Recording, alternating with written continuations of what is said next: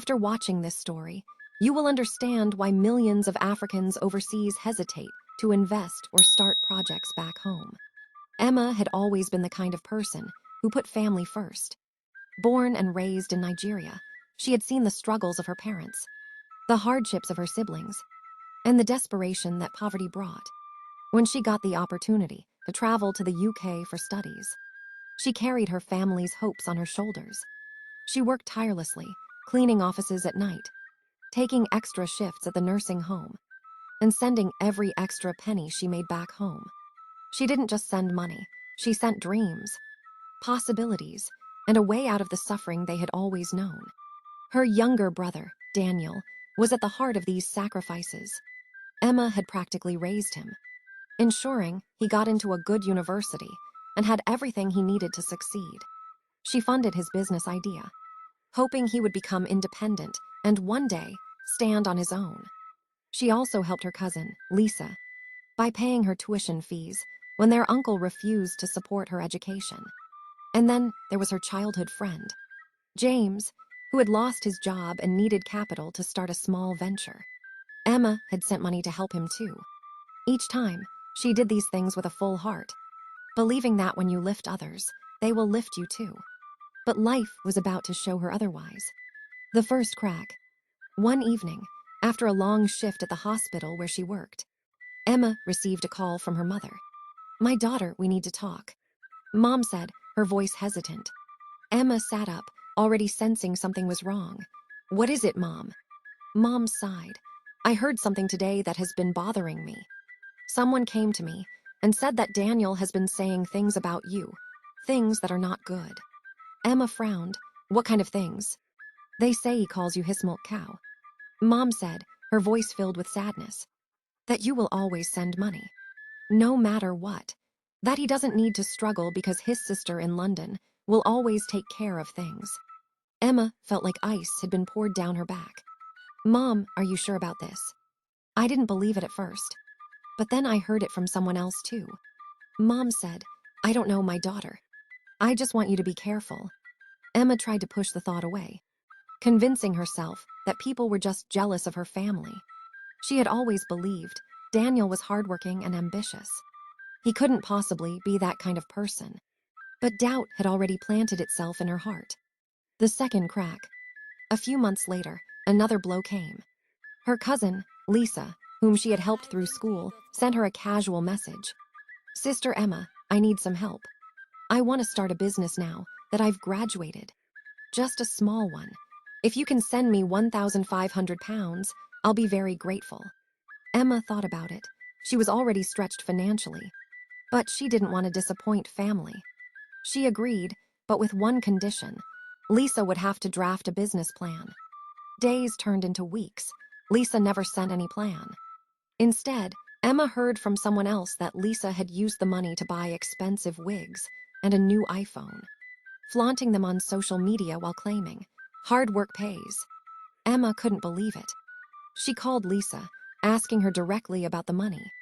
On, Sister Emma, why are you acting like this?" Lisa said casually, "Is it not your money? You will make it back in 2 weeks." It was then that Emma realized something. These people didn't see her sacrifices. They only saw a never-ending supply of money. And the cracks in her trust began to widen. One day, Emma decided it was time to start her long-time dream, building a house back home. She wanted something simple but comfortable, a place she could call her own whenever she visited Nigeria. She discussed it with Daniel, who quickly volunteered to oversee the project. "Don't worry, sister," he assured her.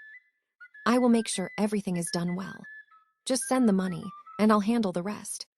She agreed, trusting him. But 3 months in, the red flags started showing.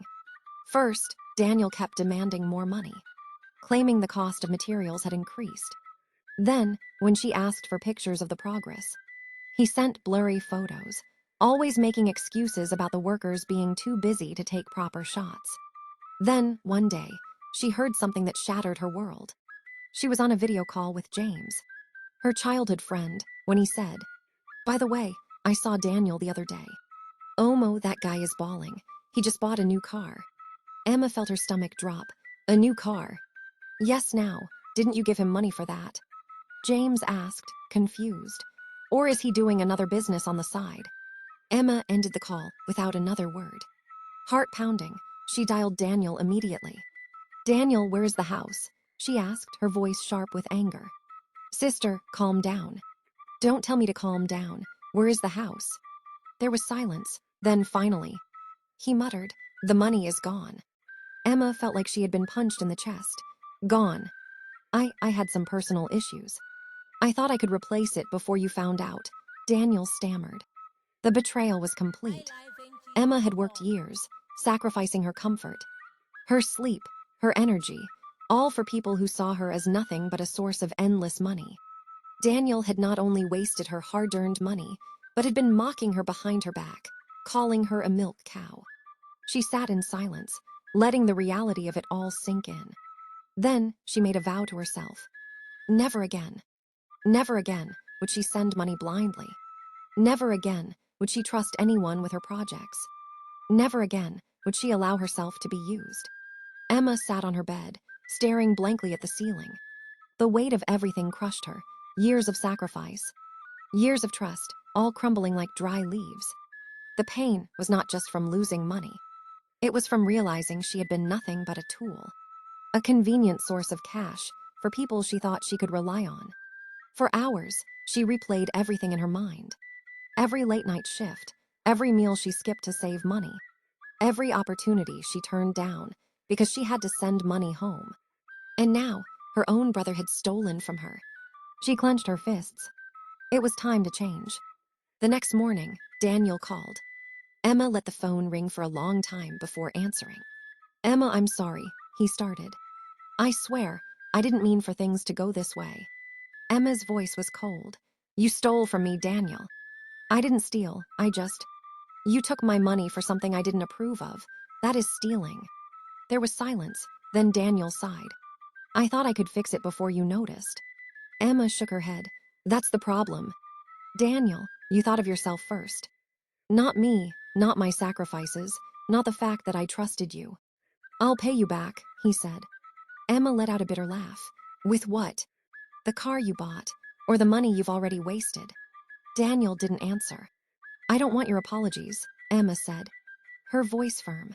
I just want you to know that you've lost something more valuable than money, my trust. She hung up, and she meant every word. Still shaken from her conversation with Daniel, Emma decided to confide in James, her childhood friend. He had always been someone she could talk to, someone who had known her since they were kids. She called him, her voice weary. James, I need to talk. Emma, what's wrong? He asked. She hesitated, then poured out everything. How Daniel had wasted her money. How Lisa had lied. How she felt like everyone saw her as nothing more than an ATM. James listened quietly. When she finished, he sighed. Emma, I won't lie to you. I've heard people talk, even before this. Emma's heart pounded. Talk about what? About how you're just throwing money around. Some people think you enjoy it. They say you want to feel like the big one in the family. Emma felt like she had been slapped. Who says that? James hesitated. I don't think you want to know. No, tell me. Lisa, and Daniel too. Emma's breath caught. My own brother. James sighed again. Emma, people will always take advantage of those who give too much. Maybe it's time you stopped. Emma swallowed the lump in her throat. Maybe you're right. But she wasn't prepared for what she would discover next. A week later, Emma received a message from a former neighbor back home. Emma, I know you trust James. But be careful. I overheard him telling someone that you're too naive. That you keep sending money, even when people are lying to you. He said if he played his cards well, he could get a good sum from you too. Emma felt her stomach drop. James, the only person she still thought she could trust. She sat in silence, the message staring back at her. At that moment, something inside her hardened. This wasn't about money anymore. This was about her dignity, her self-respect. She had spent years thinking that helping people would make them appreciate her. But now she saw the truth.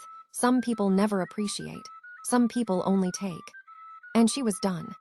That evening, Emma deleted all the banking apps from her phone. She blocked Daniel, Lisa, and James.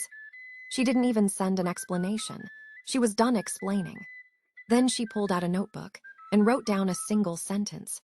From today, I will invest in myself first. She didn't know what the future held, but she knew one thing. She would never be any own's milk cow again. Emma was not the type to make empty promises to herself. When she said she was done being used, she meant it, and she wasted no time proving it. For years, her salary had gone to other people's needs. Now, for the first time, she focused on herself. She set up an investment plan, opened a savings account strictly for her future, and started reading about real estate. If she was ever going to build a house again, she would do it on her own terms. But before anything else, she needed to confirm something. Had Daniel really spent all the money, or was there still hope? Emma made a decision. She booked a flight to Nigeria. This time, she would see things with her own eyes. The moment she arrived, she went straight to the supposed building site. She had sent money for foundation work. Cement blocks, at least some structure should be there. But when she got there, her worst fears were confirmed. The land was empty. Not a single block had been laid. No workers, no sign of construction, nothing.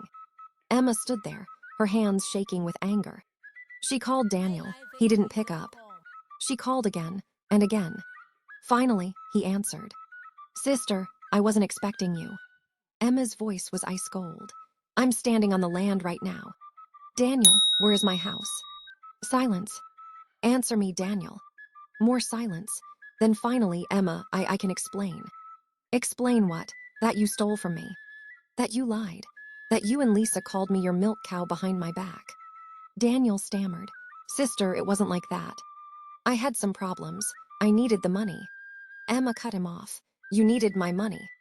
So you stole it. Do you know how many nights I worked late? How many hours I stood on my feet just to make that money? I didn't think you'd find out this way, Daniel whispered. Emma let out a bitter laugh. So, you knew you were betraying me, but you just thought I wouldn't notice. She could hear the guilt in his voice. But it didn't matter anymore. Daniel was no longer her problem. That day, Emma made a bold decision. She would still build her house. But this time, she would not send money to anyone. She would oversee everything herself. Over the next year, Emma returned to Nigeria 3 times to supervise the construction. Each time, she made sure the workers did exactly what they were paid for. Brick by brick, the house she once dreamed of became a reality. And Daniel, she had blocked him. Lisa tried reaching out once, sending a message that said, Emma, you're taking this too seriously. Family is family. Emma didn't bother replying. Because the truth was, family should never mean entitlement. 1 year later, Emma stood in front of her completed house. It wasn't just a building. It was a symbol of everything she had learned. As she walked through the rooms, she smiled to herself. She had finally built something no one could take away from her. Emma sat on the balcony of her newly completed house, sipping a warm cup of tea as the evening breeze brushed against her skin. The house was hers, every tile, every brick, every nail paid for by her own sweat and determination. 1 year ago, she had been broken, betrayed and humiliated by the very people she trusted the most. But now, she was free. She had learned the hardest lesson of her life. Blind loyalty could be a curse. One evening, as Emma was going through some documents, her security guard knocked on the door. Madam, someone is here to see you. He said hesitantly. He says he's your brother. Emma's face hardened. Tell him I'm not home. The guard shifted uncomfortably. He's been waiting for hours, ma'am. Maybe you should. Before he could finish, Daniel's voice rang out from outside. Emma, please, I just want to talk. Emma closed her eyes and took a deep breath. She had prepared for this moment. She stepped outside, arms folded. What do you want, Daniel? Daniel looked different. His once proud shoulders sagged. His eyes sunken with regret. Sister, I messed up, I know I did. But please, don't shut me out completely. Emma stared at him, expressionless. Why should I trust anything you say now? I've changed, Daniel insisted. I swear, I've learned my lesson. Things have been hard for me. I lost the car, Lisa left me. I just want my sister back. Emma let out a dry laugh.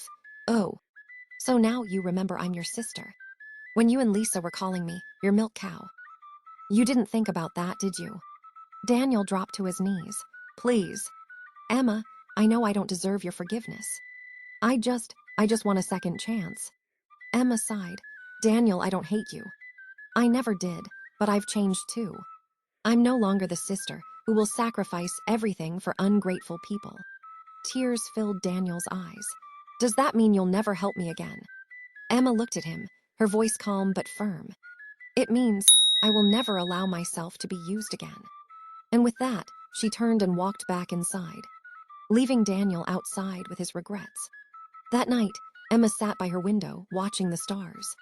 She had spent years giving to people who never saw her sacrifices, who only saw an endless supply of money.